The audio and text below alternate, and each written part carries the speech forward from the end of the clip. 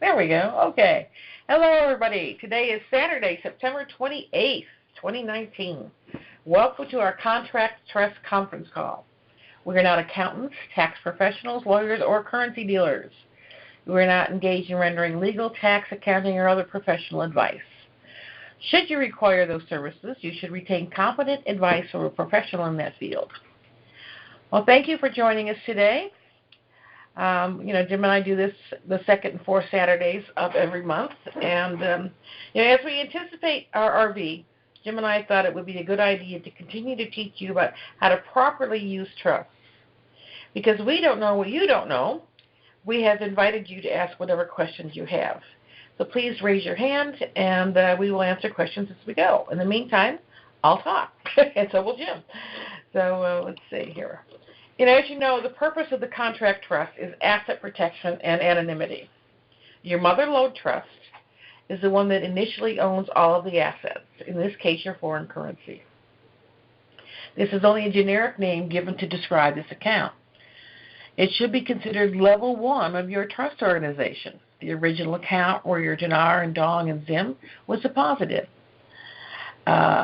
This trust functions much like a trunk of a tree with deep roots, and therefore the mother lode should be the most secure and private account that you set up. Okay, before I go any further, we do have a question. Good morning, McKinley.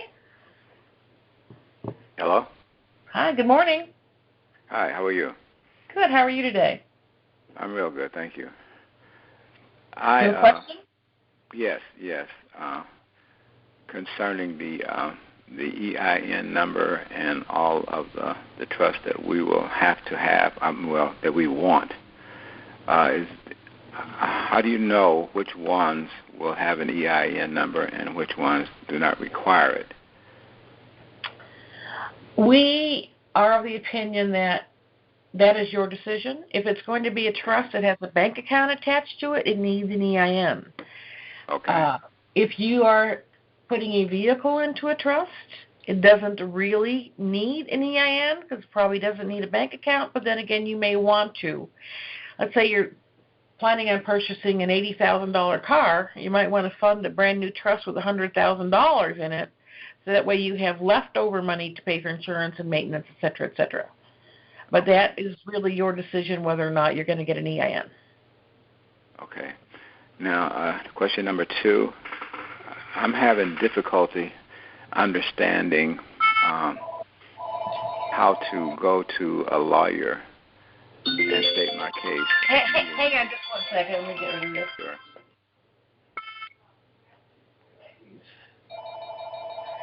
Of course, this person knows that I'm on this call, right? Okay, go ahead, McKinley. I'm sorry.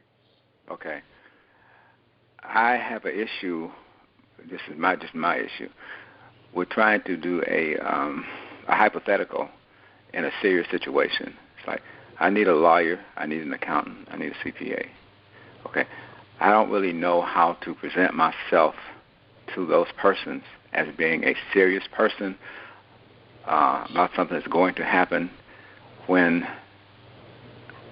I know it's going to happen within myself, but how do I convince them that it's going to happen? And I need it, and they'll be able to help me defend it if I need them. From what I understand, while we are at our exchange, we will be introduced to, relationship managers, wealth managers, whatever. The relationship manager especially should be able to introduce you to a team of those people. You will be working with management companies. Those teams will be available to you. Okay. You said relationship manager? Yeah, that's somebody that's going to be your liaison with the bank. Okay. And now, on the $500,000 limit on an account, there are 2 of us that will have that are trustees, my wife and I. Now, does that mean that she can have $50,000 in her account and I can have $50,000 in mine, or is it a collective between the 2 of us? We should have no more than $50,000.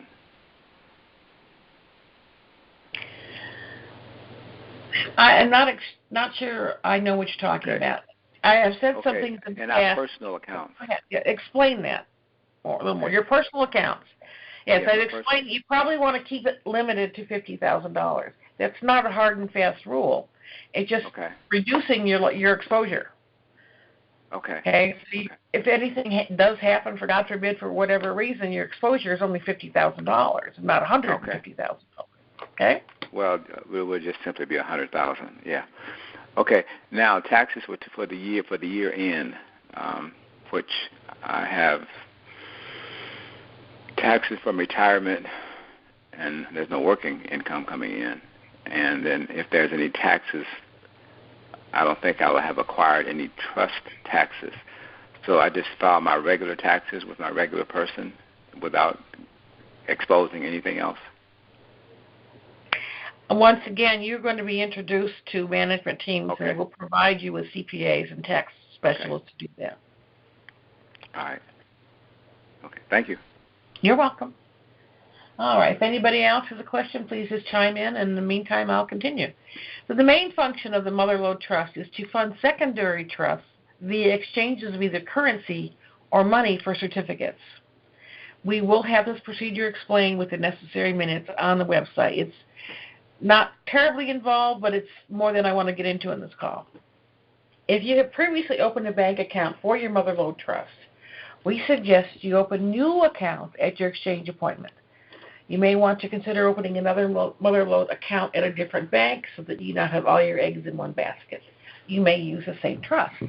Simply take the abstract of your trust at the new bank and open a new account.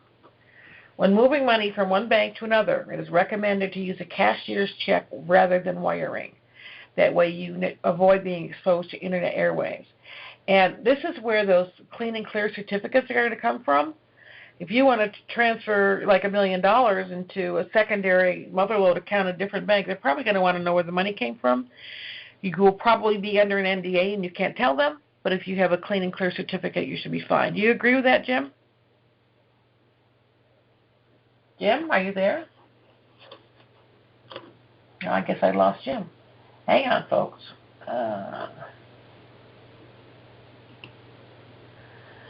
Where?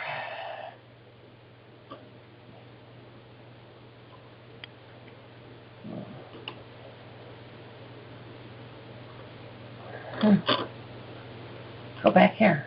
I'm sorry, and my computer is not cooperating at the moment.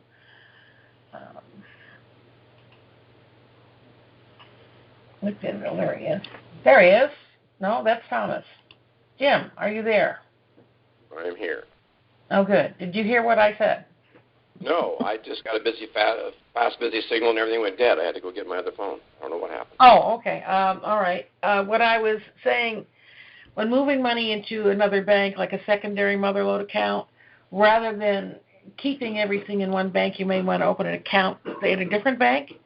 But this is where the clean and clear certificates come from, in that if you go, let's say you go to Chase, let's say you originally are working with HSBC and you want to open a secondary account at Chase, you want to open an account for $1 million with a wire, with a cashier's check, you probably need a clean and clear certificate because you won't be able to tell them because of your NDA where you got the money.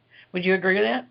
I would totally agree with that. And in fact, when you go to the bank, no matter what bank you go to, your first one, you want to get enough clean and clear certificates to serve you for at least a year. I mean, I want to ask for at least 25. Yeah, me too. Okay. So let's go back to where we were. Never purchase anything from this account. You do not have bank cards or checks attached to this account, and never do online banking from this account. Most large depositors, which I'm assuming will be most of us, will be assigned a private banker and a relationship manager. When you want to move money from your Mother Lode Trust to your secondary trust, which is level 2 of your trust organization, call your personal banker and instruct him or her of the amount you want moved. Better still, if you're able to, simply walk into the bank and do it yourself. By keeping all communication of this account internal, you greatly reduce the risk of hackers penetrating into your accounts where the bulk of your money is held. Your Mother Lode accounts should be kept extremely private, as its only trustees as only its trustees, you, the signers of the account, the bank itself, and your personal banker should have knowledge of this level of your business dealings. And we have another question. Hang on. Good morning, Una. How are you doing today? Hello, Carol? Yes. Hi, this is Una. How are you? I'm well. How are you doing? I'm good. I'm just not clear on that clean and clear certificate that was just mentioned a while ago. So let me see. I had my accounts open, but then I closed them, and I'm suspecting I can reopen them at the exchange, right? Or you're actually going to open a new account, brand new account. Oh, brand new account. So where does the clean and clear certificate come in there? Well, let's say we do our exchange. You got all this money sitting in your mother-lode trust, and you want to fund a secondary trust, maybe take it to a different bank. So when you do your exchange, you're going to ask for clean and clear certificates, which tells whomever you're giving it to that the bank is that the money is free of any criminal origin. Have I got that all right, Jim? Yeah. Yeah, you do. There's another step to that. The clean and clear certificates are going to be issued by the bank because they're going to guarantee the funds came from a currency. And so if you're going to do anything like even go buy a new car and you want to cut a check, they're going to want to know that that check's good. They want to know that that's not criminal money. So that's where your clean and clear certificates may come in addition to going from bank to bank. If you're going to write a big check, you're going to have to verify that check. And that's what the clean and clear certificates are all about. Okay, so if your suggestion is anytime you're writing a check, especially a big one, I don't know what's the maximum or the cutoff, you get a clean and clear certificate with that money. Well, it depends on how much you're going to write the check for. It's $5,000 or $10,000. I wouldn't worry too much about it. But if you're going to go write a check for like Carol's example, $80,000 car, they're going to be wanting to know that that's good money because they get caught up in some type of a sting or a scam or something. So they want to know it's good, clean money. And I think that's where the certificates will come in for your everyday use. That's why I'm going to get so many of them.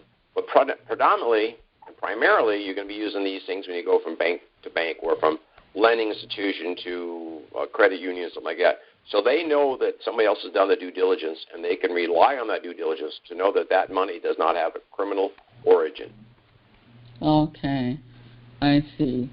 So there was something else that came to mind to ask regarding that, but I guess it will come back. I won't hold up the line. Okay, all right. Sure. Yeah. Okay, I'll take you off. Here we go. Thank you. All right, let's see.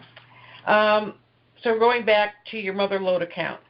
So you need to, when you do open this new account, flag all accounts as access restricted to essential bank personnel. I mean, some people say non-essential.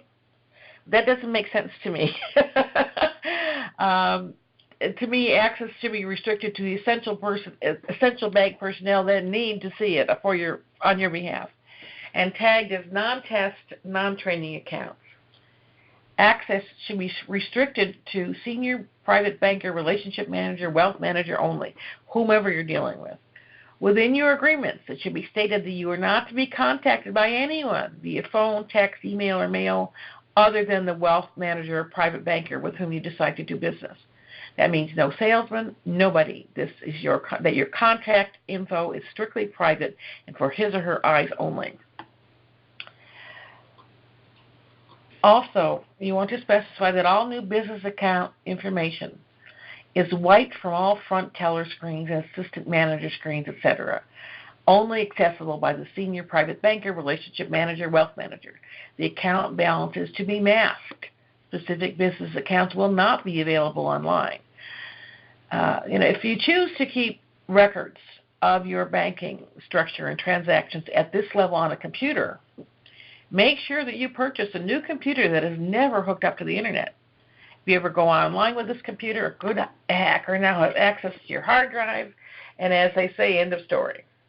Be sure to back up all the information on a flash drive, which also should be kept in place of safety. You may want to consider placing this computer and all records, such as your flash drive, legal papers, and trust binders, in a home safe or bank vault.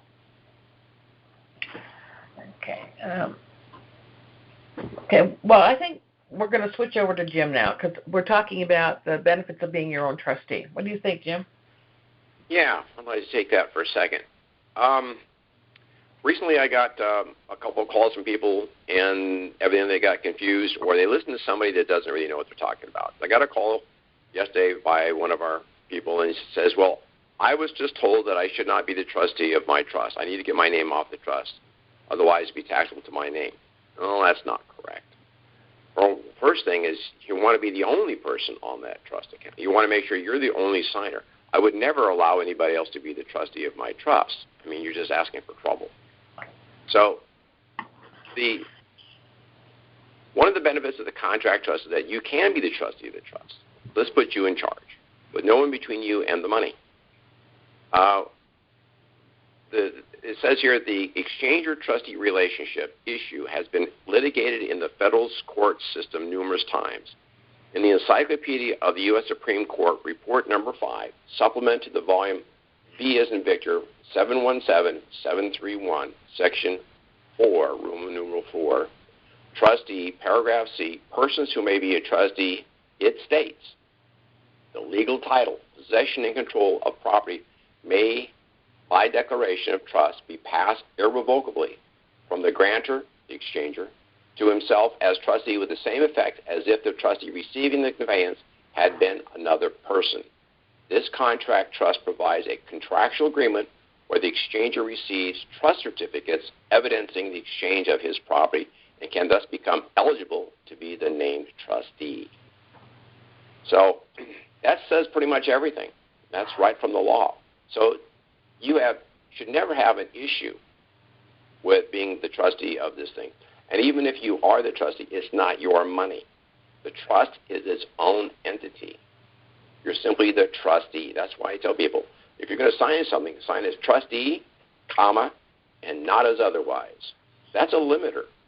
That lets them know that you only acted as a trustee. You're not in your personal capacity, only as a trustee. So I would sign James Knox, trustee, comma, and not as otherwise. That puts the onus on them to prove otherwise, and there's no way they can. Now, we just got another call a couple days ago. Another client recently had an issue with the Social Security Administration. They said that the money in the trust was his money and thus would impact his Social Security benefit. In this case, the folks at Social Security were way off base. The money belongs to the trust, not the individual. It has no bearing on Social Security. Liens were personal issues with the IRS. Again, the money does not belong to the individual, but to the trust. As trustee, you are the manager of the assets of the trust. I get Social Security. I've never had an issue. The contract trust is a separate lawful entity. None of the trustees shall have or possess any beneficial interest or equitable title in any of the property or assets of this trust organization. Neither shall they be personally liable, hereunder as partners or otherwise. To simply put it, the trustee is not responsible for the debts of the trust, and the trust is not responsible for the debts of the trustee. So those are very important things. Now, I'm going to segue here to something I've been really wanting to talk about. And this may hurt some feelings, so take your feelings off your cuff, off your arm. Just hear me out. We were never supposed to hear about this money. We were never, ever intended to know about this currency exchange. It's just a fluke that we found out about it. Thank you, Internet. Yes, absolutely. And, when Bush signed that, he tried to make it kind of legal speak, but somebody figured it out. God bless them, whoever they were. The other thing that you have to understand is these trusts that you have, you were never supposed to find out about these either, and neither were Carol or I. You want to know the truth. These are for the very wealthy people. These are for the people of what they say, and their quote is, we are of substance. We are above you. Not. So we have two things going on right here that most people have never heard of. This type of a trust and this currency exchange. With that said, it's time for everybody to man or woman up and start studying and learning this stuff. This is an opportunity that you'll never, ever, ever, ever get again. Now, I will say one more thing about this. When I started in this business and started with this actual trust, my associate and I were getting $10,000 a trust. We had seminars. We'd invite people in, and we'd give them a half a day, and we'd buy them a really nice lunch. And then we'd come back to the table, come back to the conference room, and finish up. The deal was you get all this education for free, half a day's worth, and then we'll take and buy you a good lunch. If you want to continue, you got to leave a check, cashier's check for $10,000 next to your place at the table. We'll collect those as you eat. Those of you that do not leave a check behind, you're free to go home. That's exactly how we did this. So you see, there's value in what you have, a lot more value than you actually understand you're getting. The only reason we dropped the prices this low is because, frankly, most people could not afford it. You were not supposed to know about this stuff. So I'm encouraging you to read the trust. I had 3 or 4 people call me this week asking questions. Obviously, they didn't read the trust. So it's only 10 pages long. Read the trust. Read it 5, 6, 10 times. Study the trust. Make notes. Spend some time on the website. There's just a plethora of knowledge there. I mean, there is, am juris second. Everything you'd ever want to know about the law and trust is on our website. All the minutes, over 300 sample minutes are on the website. I'm encouraging everybody to get off your butt, start reading the stuff and studying it. Even though Carol and I spend a lot of time answering a lot of questions, that's not our job. Our job is to set you up with the documents and the information. We've done our job. Now you do your job. Learn this thing. This is going to be a life-altering experience. As we said last time, this is the foundation of your future life. These documents, these trust documents are the foundation that you're going to be building the rest of your life and your kids' life and your kids' kids' lives on. Learn this thing. Don't expect us to be at your beck and call, because, frankly, in about 5 or 6 months after this thing happens, you will not hear from me again. I'm going to retire. Someplace where what a concept. So, with that being said, if I hurt your feelings, too bad. You have to take the responsibility on your shoulders to learn this stuff. We're here for you. We'll guide you. We've got the information. You just need to sit down, buckle down, and figure out what's going on. Okay, I'm going to get off my pedestal now, Carol. Okay. Well, Jim and I applaud all of you for having made the decision to come with us and join our little trust community. There's a plethora of information and disinformation on the Internet. Lots of other trusts, lots of other people telling you this, that, and the other about why their trust is better, which is what typical sales is. Mine is better because it's mine. We truly, honestly do believe that ours is the best one on the block. As I said, we applaud you for making the decision to work with us. But now, as Jim says, it's your turn. You need to step up to the plate and learn the trust. And I know many of you have. Many of you are very, very good students. You take good notes from these calls. You listen to these calls repeatedly. Jim can tell when people have been on the website. And that's become very, very active in the last, year? How long it's been, Jim? A year, a little more than that? Oh, we've had this website for about 3 years, the new version about 16 months, and lately it's been getting a lot of traffic. Yeah, that's what I thought. So anyway, as I say, we applaud you for making the decision, but we encourage you to do your part by reading the trust and learning what it's all about. That's why the website is there. And I have a hand raised. Okay. Well, good morning, Dean. How are you doing today? I'm doing great, Carol. It's a good lesson again today. Thank you. I've got a problem with the spendthrift clause. Is that a part of the trust that I was reading in there that in certain cases it might not be valid, that we have to request a valid spendthrift clause? When the trusts are created, they do not include the spendthrift clause unless you specifically ask for it. And in the case of those of you who already have your trust and you now think it would be a good idea, let me know, and we'll take care of it. I'll write you another minute. And we will be putting that on the website as well, if it's not already. Thank you, Carol. You're welcome. One other thing is the quantum financial system. We're getting close to that being in effect. When that goes in effect, should we consider interest rate on the mother lode? I don't have that expertise. I'm sorry. Okay. Thanks, Carol. You're welcome. Anything else? And also, as far as adding the spendthrift, you can also add the bloodline clause if you don't already have it. And they are on the website, aren't they, Jim? They are. And they're also on our news site, which we're going to talk about in a couple of minutes. Okay. Well, that's the end of our hands raised for the moment, so why don't you go ahead and talk about that? Well, we've had some issues lately, and not to point any fingers, but some people just don't write very well. And we can't read half the stuff that comes in some of these applications. And then we've even got people, they'll take a photo with their cell phone of the application, send it to us, and we got to blow it up to be able to read it, and it's just not readable. And lately we've had a couple of people from one of the other states that have some names we can't really work well with. And we're just having a disaster of a time with some of these names. We even had a couple of people misspell their own children's names lately. So we need to make sure that we can read these things. So we have finally got our website up and running. And we're going to have to, we're just going to come around and say it. You have to use that website. We're not going to process your application. It's on a website. You just simply fill it in, push send, and then we'll take it from there. And then we'll make arrangements to call you for your credit card information.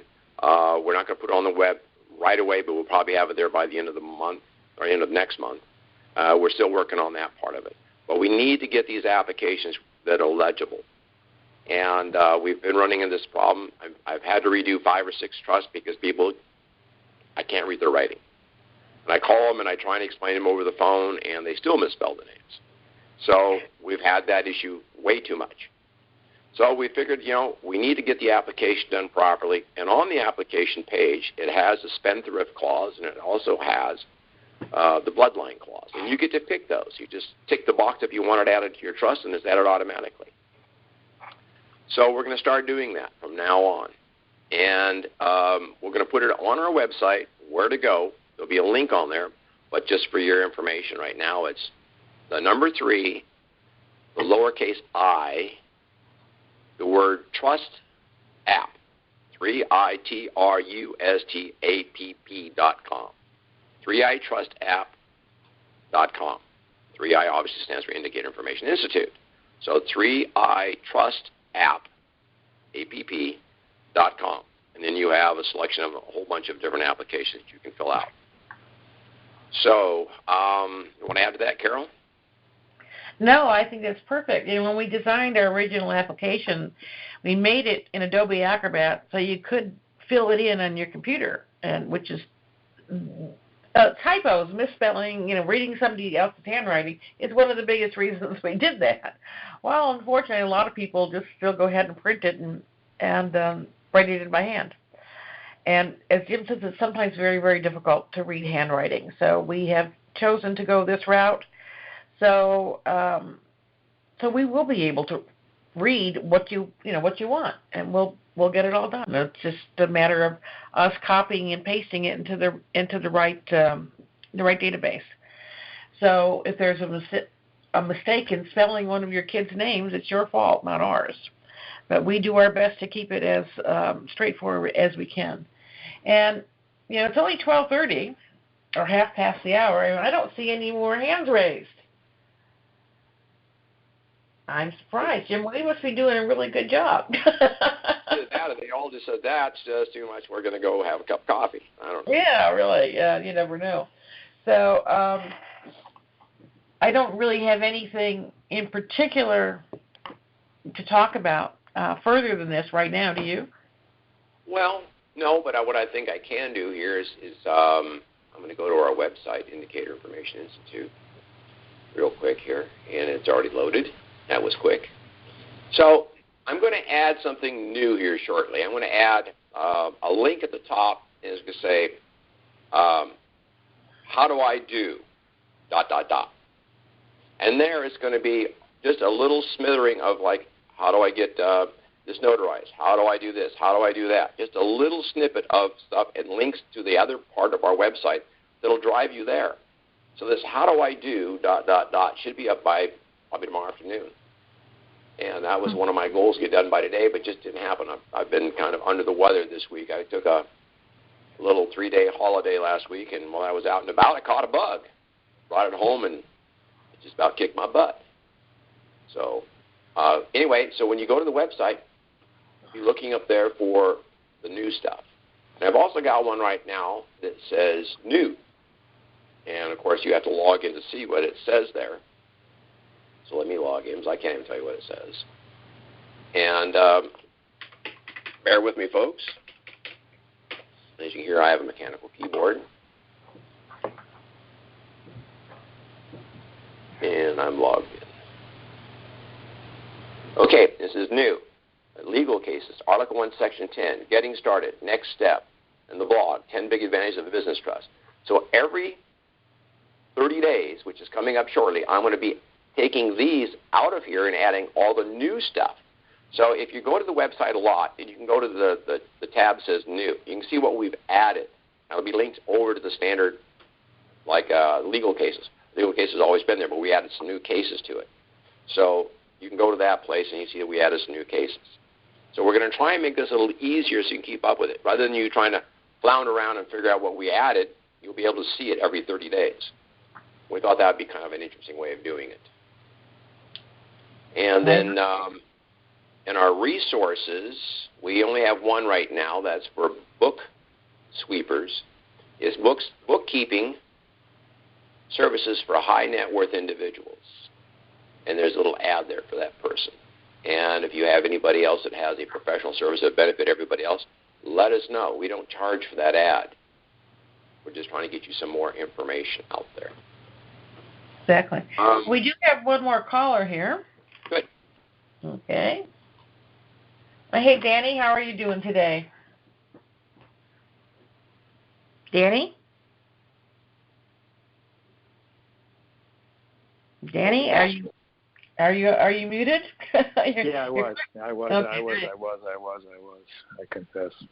Anyways, my question is one. It's off of the trust.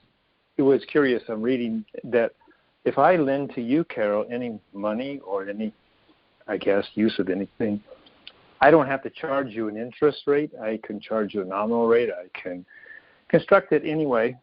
But if I lend myself as a trustee money, then I have to pledge security. What is the rationale or the legal, reason why? Well, neither Jim nor I wrote this trust. It's been around for a long, long time, and that was in there when we got it. But the security can be as simple as a promissory note. Let me jump in real quick. It's to avoid self-serving.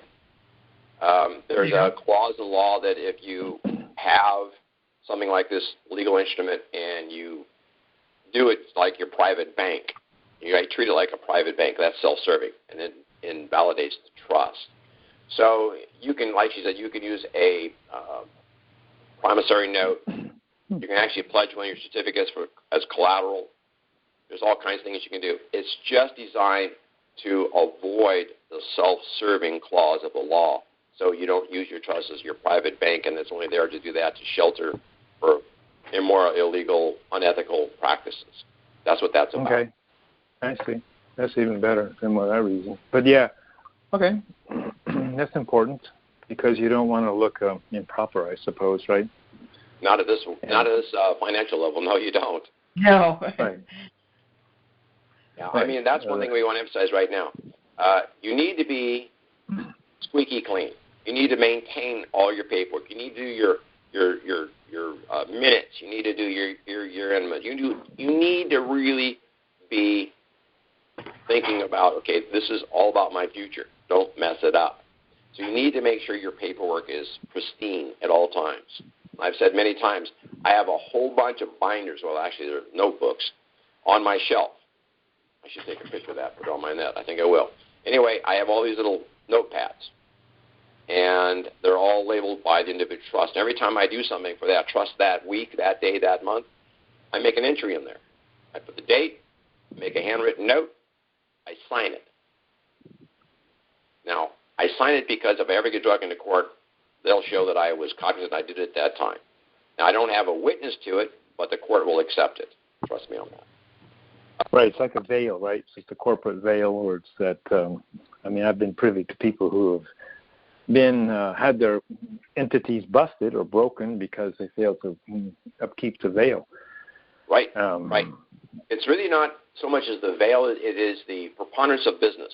You have to show that you have a preponderance of business. You have a preponderance of doing the legal, ethical, moral way of doing business. That's all this trust is about. Is to keep. We don't need a trust to do a lot of the stuff we're doing. But how do we prove what we're doing if we don't have it? It's just a physical way that says these are the outlines of what I'm going to be able to do, and this is the outline of how people can hold me accountable, and this is the outline of how I'm going to conduct myself as a professional. That's really what it does. So you have this document that outlines what you can do. You have this document that outlines what they can do to you if you don't do things right. It's just a way to take the ethics and morals and put them into perspective in a written document that you're going to conduct yourself in a specific manner. That's really all it is. Wow. The public has to be aware that you are using a trust. That's why anytime you create an artificial entity like a corporation, you have to put Corp, Inc., whatever. Right. You have to tell the public what you're doing. You don't. Maybe this is what they mean by being of substance.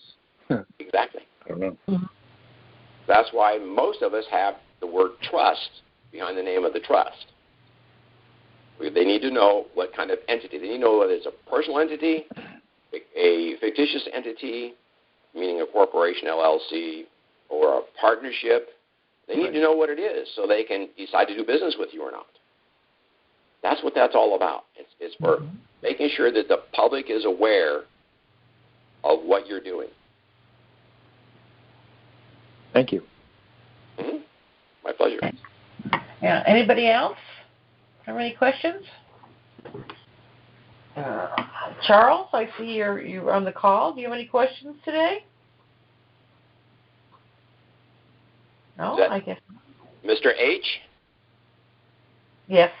Yes. Mr. H, don't be bashful. Okay, well, Dean is back. Well, hang on a second. Okay. Dean, you're up. Carol? Yes? On, what Jim was saying, the little notebooks that he keeps on the shelf and keeps every day up-to-date information in them and what's happening, how often would he take that to his minutes in the trust? I mean, do you do that daily also, or? No. Okay, good question. Love it. Great, Dean. I'm glad you asked that. Let's make that perfectly clear. These are my notes to me. At my age, my memory is not the best. So I need to keep track of some of this stuff. So I do it that way. If I do something like buy a car, well, I'll put some notes in there, but I also make a minute. So I have these notes to create the minute for my actions as trustee. But the notes are so I've got a document that I can take to court to prove my mindset when I did a transaction, that I was doing it for this purpose, that it was, a cognizant choice, that I knew what I was doing. It's just something I created years ago and has served me well in a couple situations. So it's just a way for me to keep track of everything my business is doing for trust. Not only that, remember, I lost my closest friend this year, John Newell. He was working with us, and he passed away unexpectedly February 29th. 21st. 21st. And he didn't leave very good notes. And I've been in a situation that I never thought I'd be in because he was in this business with me, and he just didn't do what he said he did. And so I had to kind of recreate everything from just buying the slips of paper, things on the computer, to find out what his intent was for his heirs. I pretty much got it figured out. But I want to leave behind when I pass on my legacy and my intent for all the things I want done with my money and my estate. And that's where these notes come in. They can look and say, well, this is what he thought, this is what he said, this is what he wrote. They'll get a pretty good idea of what my intent was, and they can carry forward. How's that? Thanks for that clarification, Jim. I appreciate it. And one thing to add to that is having your triple play in place also gives whoever is left after you are, gives them an idea of what you want in regarding your health and the disposition of your estate. Yeah, just make sure you sign the dang thing, get notarized. John did not. He had a brand new one. We both got him done, and then he neglected to get it signed and notarized and passed away before it was done. Wow. So you got to be really, really on top of this stuff, folks. You really do. This is, it's something that's going to pass down through generations. Like I keep telling you, this is the foundation of your future. Spend a little time figuring out how to make it work for you. Your family will love you for it. Anything else? Mine, Dean? That clears it up. Thank you, Carol. All right. Thank you. Bye-bye. And, okay, Rob, you're up next. Rob? Yes, Carol and Jim, again, fabulous job you guys are doing. Thank you. You're welcome. And you mentioned about getting a team from the bank of attorney, CPA, wealth managers. Can we trust the bank that we're getting top-notch people that has our best interest, or are you going to refer us to professionals? Let's start with, the bank is not your friend. Right. That's right. Yeah. They're in business for themselves. But there are all kinds of trust management companies out there. You should be doing some due diligence, maybe on the internet. They won't talk to you now. You don't have 38 cents, and they know you after a couple questions that you don't have 38 cents. You be able to vet some of those companies. I mean, there's so many right now. Wells Fargo is working with Abbott Downing. I think B of A is still working with Merrill Lynch. Chase is probably J.P. Morgan. That might not be a real good idea right now. But there's any number of trust management companies and wealth advisors that you can find on the internet. And okay. they will have a whole team of people to help you. Okay. Now, I want to add to that. I will assure you, once you go through the process at the bank, you won't have to look very hard. They'll be all over you. Oh, yeah. I agree, yeah. So, and that's when you're going to be able to turn the table on them. Because right now, if you don't have, like she said, 38 cents, they ain't going to talk to you. Well, guess what? You didn't talk to me when I really, really needed you to set this up, so guess what? Now I'm going to really, really, really negotiate your fees down. Right. And you need to vet whomever you're going to work with. It's just like you're in a new town, you're going to find a new doctor. You're not going to go to the first one that you see. You're going to probably get suggestions from friends, and if you don't like the first one, you're going to go find a second one. Same kind of thing. Okay, so, but also when we go to the redemption centers, are they going to have teams there or not? From what I have heard, there will be representatives from like Wells Fargo, like Abbott Downing for sure, because they're Wells Fargo and HSBC work with Abbott Downing. So there will be representatives there.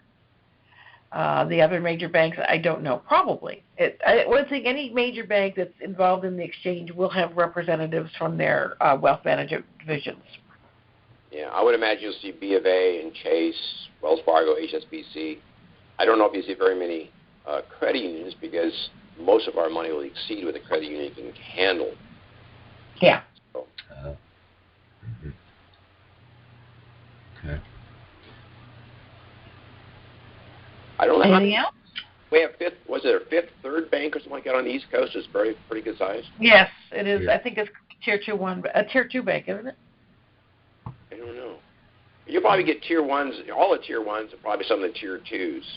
will be represented one way or another at the exchange. I would guess. I would agree. I would agree. But not credit unions. Yeah. Now, credit unions will not be able to handle this kind of wealth because one person would end up owning the bank, the credit union. Yeah. Which is an interesting thought. Yeah, really. Yeah. So, and I think you mentioned before, it will be heavily guarded. We could more or less trust and feel confident about driving there. And see, my thing is. Yeah, it's security. You need to be mindful of your personal security. From what I have read, they will be following us, probably with drones to and from. Mm-hmm. And my thing is, and correct me if I'm wrong, I'm there. Geez, do I give them all the currency up front, or gosh, should I hold a little bit back just in case and something happens or whatever? That's an interesting thought. And I have thought about all your eggs in one basket, so to speak. Here you go. Here's everything. Something happened, and gone. Well, you got to make sure whatever currency you hold back is going to be valid in a year or two from now if you want to wait that long. And we don't know that much about the longevity of the dinar. I have a pretty good idea about the Vietnamese dong. It's been around a long time. Don't know that much about the Chinese, whatever they're going to call the new currency. Of course, we know about the Federal Reserve notes. Nobody likes those things.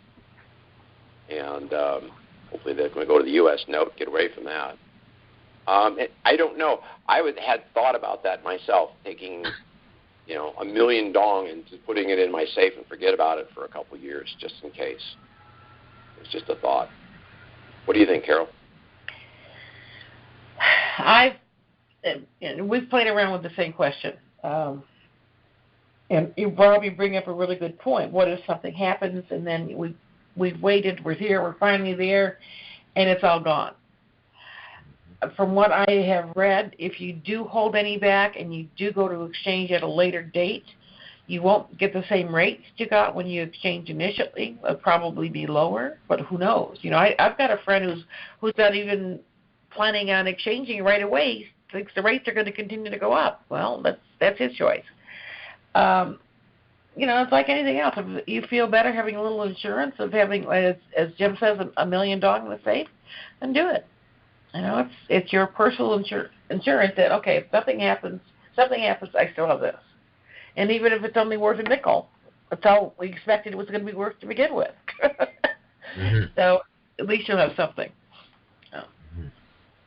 Okay. Can you expand on the dong, Jim, that you just mentioned?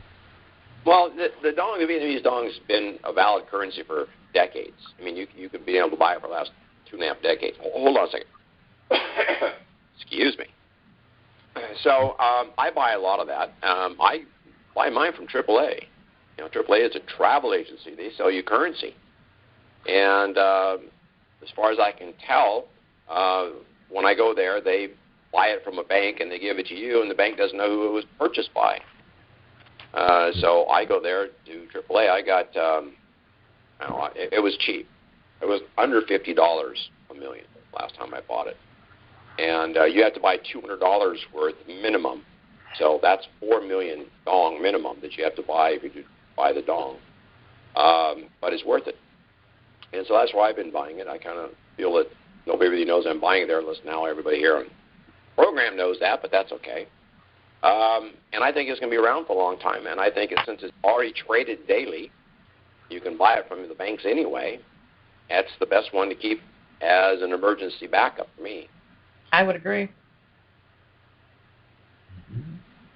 So if you want to buy it, if you have the premier membership at AAA, there's no fees. They just, whatever it costs them is what they give it to you for.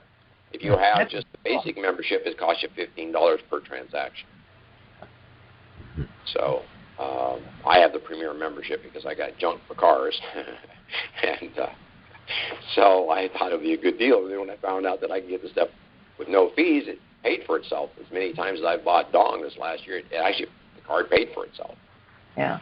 So. And, when you live out in the boonies like I do, there's no AAA office close by. I've been buying them online through TravelX. They're very, very easy to deal with. They take credit cards, and they deliver priority to your door. And it's either priority or express, one or the other. So you get it in 2 days. A good thing to think about. Jim, you mentioned something about you buy it from AAA. AAA buys it from the bank. Therefore, the bank doesn't know who it's going to, which is good for your anonymity.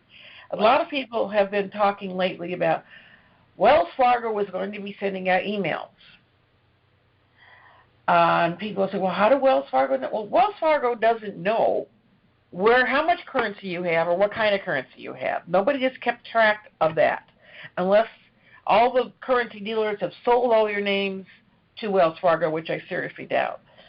So early on in this whole waiting game, there were a couple groups that were formed. One was General 64. And I know a lot of people signed up for General 64. General 64 was absorbed by the so-called Wells Fargo group. In my opinion, the people that are going to getting emails from Wells Fargo are the people that belong to the Wells Fargo General 64 group initially. But banks do not know at this point how much you have or what you have. So if you're waiting for Wells Fargo to give you a call because you have currency, I wouldn't hold your breath unless you belong to one of those either General 64 or Wells Fargo group to begin with. And to add to that, is that email address you gave them way back then still valid? Mine would be. Yeah, good point. A lot of people telephone numbers as well. Yeah. Good point. Anything else, Rob?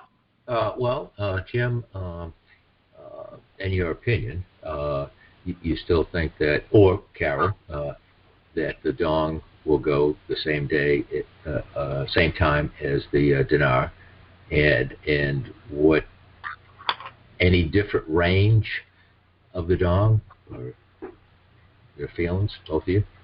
Well, it's going to be, when we hear it's going to be in the basket, and there's a basket supposedly of 6 currencies. This is one of the 6, so it's going to go at the same time. And the rate, I've heard anywhere between 25 cents and $2. So we just don't know. I think, again, it's going to take, when you get there, you'll be able to negotiate depending on how much you have and some of the things that you want to do with the money. And I think you can get a pretty good rate. I don't know if it'll be $2. Hope it is. Yeah. But that's what I've been hearing. Carol? Yeah, same thing. I mean, I've heard anything between 47 cents up to $2. It's been sitting at 47 cents for, I think, about a year and a half. Yeah. And, that 47 cents, that's a lot. That's what, $470,000? Yeah. Yep. And you paid $50 for it? Yep. That's not a bad return on your investment. Heck of a deal. Heck of a deal. That's correct. Well, we do have a couple more callers here. All right. Okay. Are you done, Rob? Yes. Thank you, Jim and Carol. Greatly appreciate it. Wonderful. Charles, there you are. Charles? Good morning, Carol. Good morning. How are you Hello, doing? Mr. H. How you doing? Hello, everybody. How you doing? I'm better today. I'm glad you're feeling better. You guys were doing such a good job until a lot of questions that I was thinking about, people were asking, and you was doing such a good job until I almost forgot mine. But I think one of them that I wanted to ask, okay, I know the trust is a private entity, but let's say I go in for the exchange, and I know the abstract is to be sufficient enough for the bank to do whatever I need done. But if they tell me that they want to see the whole trust, at that point, would I consider going to another bank, or would I consider them going beyond what they're supposed to go beyond to, I'm giving them what is supposed to suffice them for the transaction. But if they go beyond that and they're just serious about seeing the whole trust, what point, where should I go from there? In my opinion, they should only need the abstract and the EIN letter. And that's all we have ever needed for, I don't know, Jim, last 15 years? Yep. Something like that. However, this is obviously a little different scenario. My plan is to show them my abstract and my EIN and to have a copy of my trust in my briefcase. Should they desire to see it, you give it to them. I will not offer it unless they absolutely demand it. But you would let them see it if they ask for it. Yeah. I mean, I've already made a copy of it. It's in my briefcase. Okay. I'm not bringing my original, obviously, but just a copy of it. Let me add to that. The interesting thing about human nature is questions. Whenever you start asking questions, people get defensive, right? So the first thing I would do if they say, well, I need to see the trust. Really? And for what reason? And whatever they say, I don't care. Are you an attorney? No, not an attorney. Well, then how can you make a determination? So you put it back on them like, okay, you want to see this thing, and where is your expertise in this? What are you going to be able to discover by reading it? Are you an attorney? Do you have the capacity to say yes or no as a layperson by reading this trust? If you have the capacity to do that, then I need to move up a couple notches. Can I talk to your supervisor? So if you start asking questions, don't do it rudely. Start asking questions. As you're a protector, you're protecting the trust. You're protecting yourself. You have the right to ask questions. You don't have to give them anything until you're satisfied with the answers to those questions. And don't be intimidated by them and ask to see their manager. I mean, go off the chain of command. I just yesterday had a situation. Well, long story short version. My father passed away here a while back, and there's some money left that he owed to Wells Fargo, and they have attached my name to that money. And now I find out yesterday that it's now dinging my credit report. Oh, no. I was not happy about that, so I called the company, and I already sent them a copy of the death certificate, and I got the green card, and I warned them. I says, if that's on there in 10 days, you will not ever be talking to me again. You'll be talking to the judge. And I will sue them. And I can guarantee you there's a lot of attorneys that will take this case. So you have the right to ask questions. You have the right to confront your accusers. You have, like in court of law, you have the right to make sure that the person that's asking for the information is qualified. They don't know what a trust is. Why would they want to look at it? And what are they trying to find out anyway? So I'm just saying you have the right to ask questions. You may not want to, but you have the right. Well, you adjusted me on how far to go, because I know, just as Carol was speaking just now, it is a different type of event, and I wanted to make sure that I wouldn't go beyond the point of, if they're going beyond where they're supposed to go, I didn't want it to make it seem like if this happens, because it's quite a bit of money.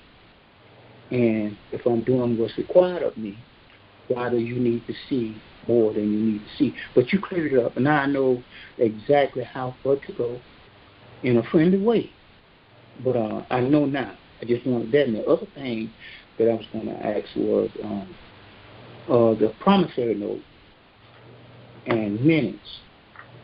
Okay, the promissory note is just the action that was done, and the minutes tell that it was done. Am I correct? You're referring back to borrowing money from the trust and securing it with a promissory note? Right. Yeah, you write a minute for it. Yeah. I, Charles H., trustee, wish to borrow X amount of dollars from this trust. here is my, or at a regular meeting of the Board of Trustees, it was noted that trustee borrowed blah, blah, blah money from the trust, the promissory note is attached, or something to that effect. Okay. I'm just practicing what I've been hearing. I'm like that.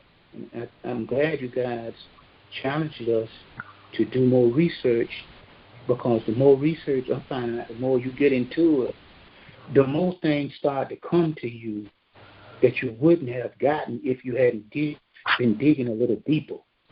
And then it puts you in a position where you can ask questions that'll take you up to another level. That's what I'm doing now, is just getting scenarios, just going through some motions, and when a question come up in my mind from me digging, that's what I do. I ask from that perspective then. But you guys are doing a phenomenal job. I appreciate it. Thank you, Carol. We appreciate that. A lot. But I thank you. I'm going to back out on that note. All right. Thanks. I have one last thing I want to add, because Charles reminded me of something. How many, well, don't answer this, but I'll just put a question out. How many people realize that you can have a president in your trust? You know, let me tell you why I say this. There's a clause in there that allows you to have a president, secretary, treasurer, so on and so forth. They're hired guns. They're not part of the trust, that you hire these people. Well, you can also wear that hat. Absolutely. And what's unique about that is when you say, well, I'm a trustee, you know, it's like a dog. Their ears go up, their face turns 45 degrees, and they look like, what? You know, but if you say, well, I'm the president of the organization, they don't bat an eye. Oh, congratulations, president. You know, That's good to know. You don't have to use the word trustee all the time. You can use the word president, or I'm just the treasurer, or I'm the secretary, or I'm the vice president. Let me get back with you because I got to talk to the president. You walk out of the room, you have a conversation. Me, myself, and I had a meeting, and yes, the president being me, the vice president being myself, we had a meeting and we agreed. Okay, go back in and tell them what you thought about doing. You know, realize that sometimes it's you know, it's to your benefit to use different titles. Absolutely. And, of course, if you do decide you want to be one of those people, you should write a minute, say, you've decided you're going to be the acting president. Yep, exactly. Well, you want a minute for everything you do, and that's one of the better ones to have. And you don't have to use it all the time. You can use it in certain situations. For family, especially. Yeah. I've got a cousin that I know as soon as he figures this out, I'll be getting visited.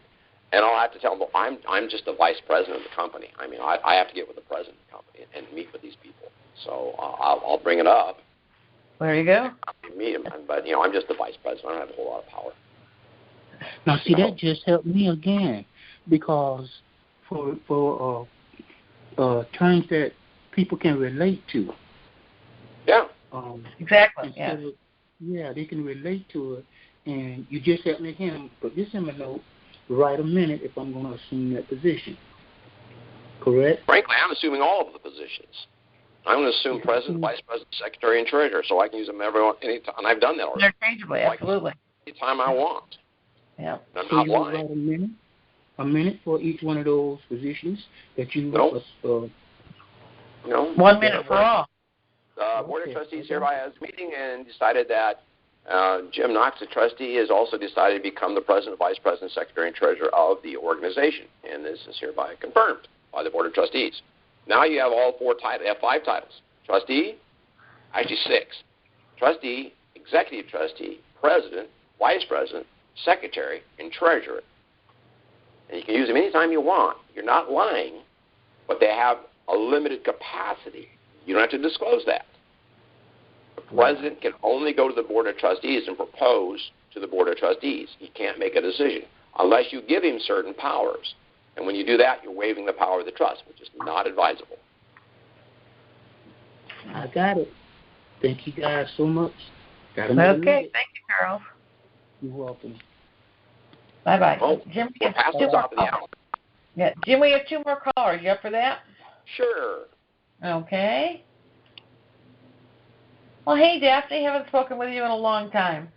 I know. How you doing? We're doing well. How about yourself? I'm good. Thank you very much. Hi, Jim. Thank you. I just wanted to make note of a couple of things. You mentioned earlier, someone mentioned earlier about holding the currency out or whatever. I just have to make sure it's a viable one, like you said, especially the dong and maybe the Indonesia rupiah that already have currency in circulation. But we don't know too much about the dinar. There's a length of time they say about that, possibly 2 years, but don't take my word for it. It's something you might have to just investigate. But one of the things that people might consider is opening a multi-currency account. HSBC does have this, possibly Wells Fargo, but that way you put the currency you have in that currency account. So if they have a Vietnamese dong, you open up an account for the Vietnamese dong. So when the currency changes or whatever happens with the United States part of it or the U.S. dollar, the currency that is in the Vietnamese dong, you still have your money. So it's something that people might want to research. I can't give you any information on that because I'm not an authority on it, but that was just some information that I heard about, and it's something that people might want to consider doing. Okay. Good idea. Good idea. Thank you. Question on that, though, is the currency still, if the currency account is in dong, is it still held as dong? I would imagine from what you're saying. Yes. Hold it in the currency that you put it in. Just make sure that the bank or whoever you're dealing with does have the multi-currency account for that currency. Perfect. Well, thank you. I didn't know that. Good to know. You're welcome. And the other thing is that people are asking about the rates and things. When you go to the bank, you ask them, what is the rate on the screen? And ask to see the screen. There's a front screen and a back screen. And the front screen is probably the lowest rate that they want you to see. The back screen is the highest. So ask for the highest rate that they have. And from what I understand, if you ask to see the other rates, they have to show them to you. Yes. And remember that you know more than they do for the most part. Absolutely. You've been studying this for long, and they've had some training, but they don't have the in-depth training that you've been going through all of these years or months or whoever you are, how long you've been in the game, to know what you know from that. So even if you just know a little bit, just been on a few calls, you still know more than they do. But don't go in with an arrogant attitude. Just go in, but don't go in asking, well, can you do this for me? You're in authority. You're in charge. Know what you want when you walk in that door. You may not have the information about the rates, but hopefully you will. Before you go in, you want to have an idea of what it is. You also may want to create an Excel spreadsheet so that you know how much you have when you go in there. Some people, older people, have gone in and been ripped off way before this even becomes valid. And their money has been stolen from them. So you want to be very careful. And turn your calculator sideways so you can get those digits on there if you have a smartphone. Okay? And I think that was probably the last thing I wanted to say, which is something new that Jim said about all of those positions. My goodness. We get more knowledge every day. And we want to thank you for the time that both of you, and Judy has been on there with us to help us get this information. So thank you very much. Well, thank you, Daphne. You're welcome. Okay. A few minutes ago, I saw a hand raised for, let me see, area code 510. Do you still have a question, area code 510? There. Are you there? All I see is a last name. I think your first name is Linda. Are you there? Hello? Yes. Yes, I was wondering, you said that certified. Can you speak up, please? We can't hear you. Anything in the minutes have to be certified? No. Mm-mm. So what did he mean have to be certified? Jim? I don't remember saying. No, I don't recall hearing certified either. I was saying that I have these the minute books that I carry with or keep with me in case I end up going to court. That the judge would look and say, well, this is handwritten. And it's not like it came out of a computer. He just created it yesterday. He's dated it. He signed it. We can do forensics on it and figure out about how old the ink is, which they've done before. And all I'm saying is that is something that the court would say, this is certified information or evidence that this decision was occurred in 2012 or 2016 or something like that. I think that's what I was trying to say. It's the court will accept the handwritten documents over a computer-generated document because they can't tell when the document was generated by the computer, but they certainly can figure it out if it's handwritten. And don't use pencil. Use ink, blue ink. Okay, I got it. All right, thank you. You bet. You're welcome. Okay, and Rob had another question. Go ahead, Rob. Yeah, Carol and Jim. Once we hear about it or once it goes, is it best that we get in right away, or shall we be one of the last ones to go in?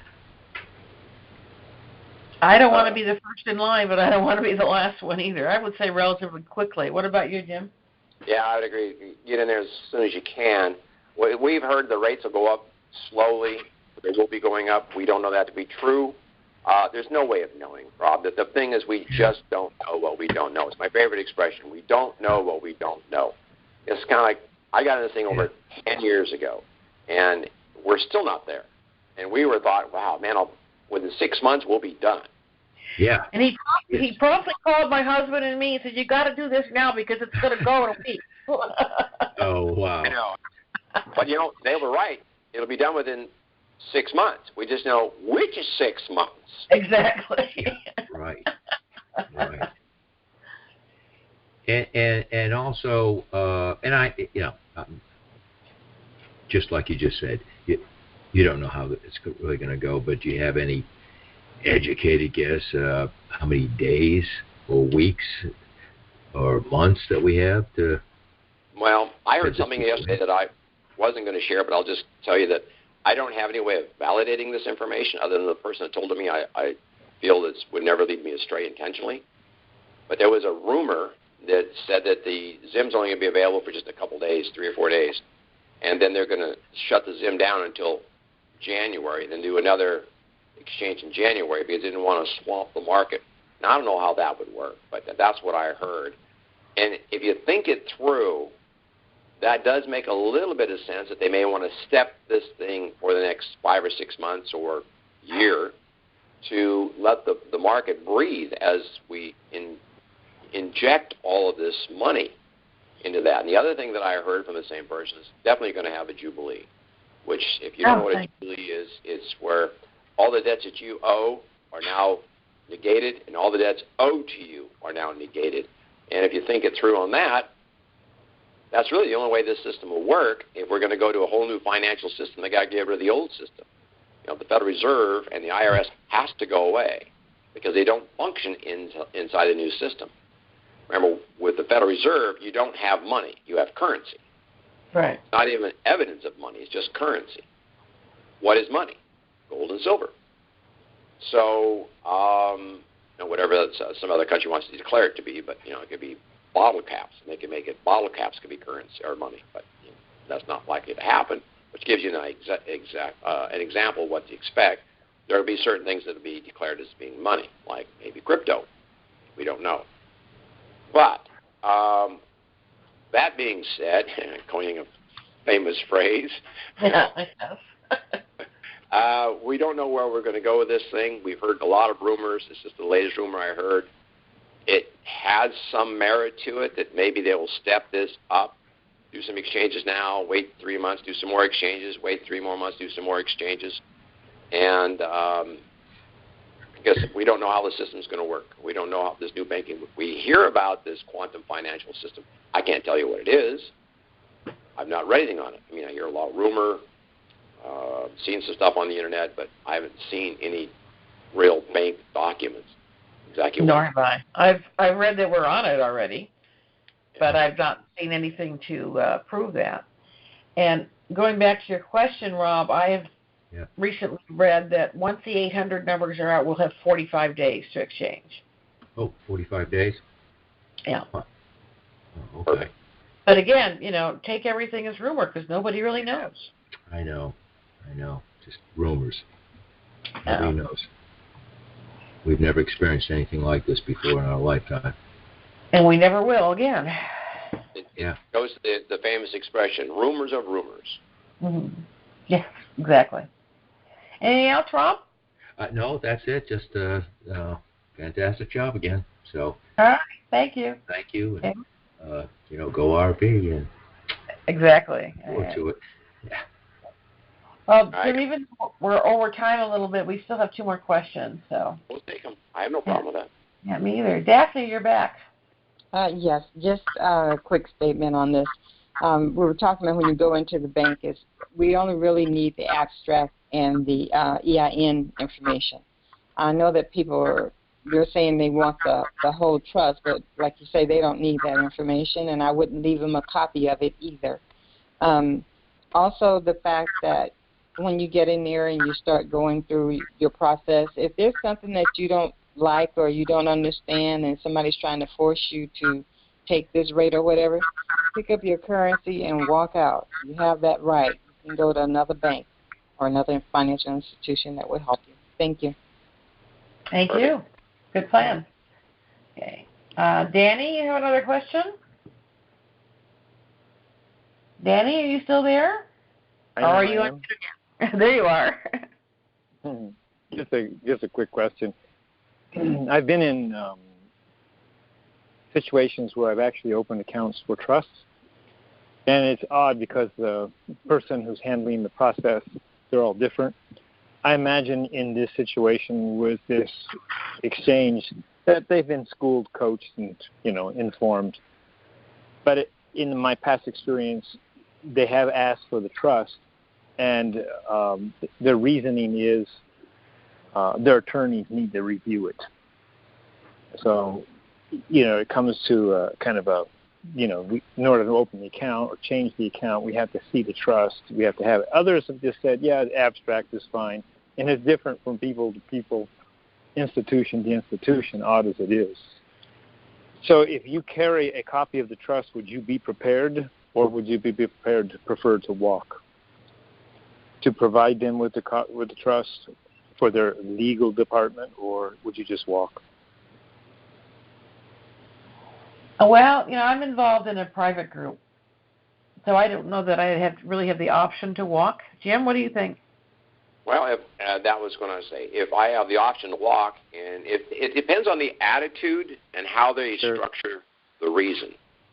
If it's well, we need have our attorneys review it. Well, get one in here. Now, do it now. Otherwise, I'll take my business someplace else. And if they're going to be that way, well, you have the right to challenge them on it.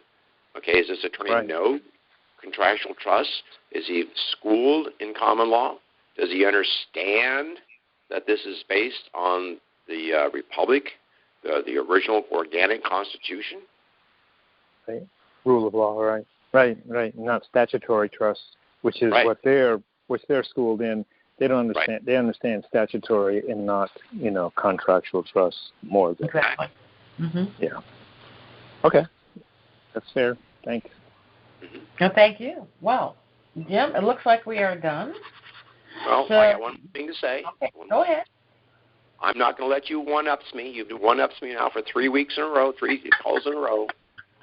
I have my own 800 number now. Oh, okay. Yeah. I got my big boy pants on now. Okay, would you like to give us that information? Sure, I'll bail out first. This is Jim Knox. It's been a pleasure chatting with everybody today. I work with Carol on these calls and other things. Remember, 3iTrustApp.com is a new site. Will be on our website by the end of the day, or maybe no later than tomorrow. And the best number to get me now is 866-341-6907. And I live in Salem, Oregon, so it's West Coast time. I work between 9 and 6, Monday through Friday. You can call me on weekends if it's an urgent situation, or if I've left a message for you to call me back. Otherwise, leave me alone. Yeah, there you go. All right, thank you, Jim.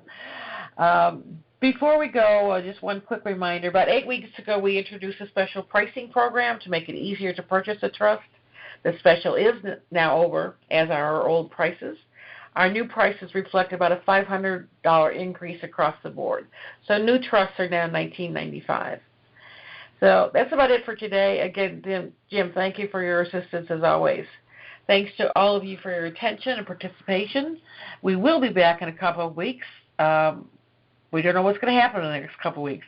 Enjoy your weekend. May it be a blessed one for all of us. My name is Carol Werelius, 877-333-5018, info@indicatorinformation.com. And I am in the Central Time Zone, and I also work between 9 and 5, and I like to spend the weekends with my husband. Thank you all. Have a great week. See you soon. Bye.